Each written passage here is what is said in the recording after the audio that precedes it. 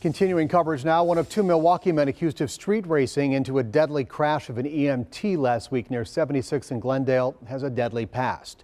21-year-old Dayton Milligan was already convicted in a deadly wreck years ago. He never should have been driving. Mike Biermeister connects those cases. Nearly 6 years later, and Sandy Darrigan is still grieving. He was my first grandson, my first grandchild. Mahzhaquad Ford was killed in April of 2020 in Ashland County. He was a good uncle, a good brother, a good son. The person convicted, Dayton Milligan, was just 16. He originally faced a first-degree reckless homicide charge with a 60-year maximum sentence, but took a plea deal with lesser charges. He got 4 years in prison, 6 years extended supervision. Supervision he was still serving at the time of last week's crash. Now 21, prosecutors say Milligan was behind the wheel when he T-boned a Volkswagen, killing 34-year-old Meng Kue, a Bell Ambulance EMT.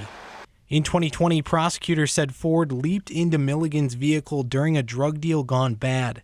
Milligan drove off at a high rate of speed, crashed into a tree, and left Ford to die. He had fallen with the wrong crowd, and he went through a spiritual awakening, so to speak. The complaint regarding last week's crash says witnesses saw Milligan street racing two other cars. His black Chevy Silverado hitting more than 106 miles per hour in a 35 zone just seconds before impact, fleeing the scene after the crash. It could have been prevented.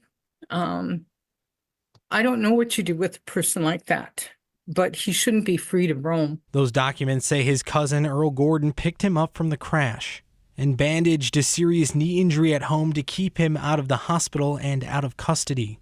This is the second time in less than 6 years that Milligan is accused of taking a life behind the wheel while driving illegally, a pain now two families have experienced. I just want to say, my condolences to the family that lost their son, their father, their brother, their friend. In Milwaukee, Mike Biermeister, TMJ4 News.